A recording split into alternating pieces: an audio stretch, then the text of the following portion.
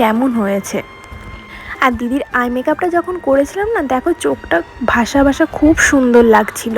তো তোমাদের কেমন লাগছে তোমরাও কিন্তু কমেন্ট করে অবশ্যই জানিও।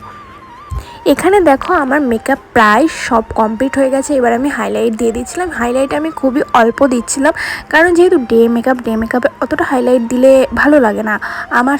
বিশেষ করে মনে হয় একটু বেশি ইয়ে করছে, দিনের বেলায় অতটা মানায় না। তো সেই জন্য আমি অল্পের মধ্যেই করেছি। দিদিকে আয়না দেখাচ্ছিলাম, দিদি বললো না না ঠিক আছে, ভালো হয়েছে। তো সেইভাবে দিদির পুরো ফেস মেকআপটা কমপ্লিট হয়ে গেছে। এরপরে আমি হেয়ার স্টাইলটা করেছি। হেয়ার স্টাইল করে ফুল লুকটা দেখো আর জানাও যে কেমন হয়েছে।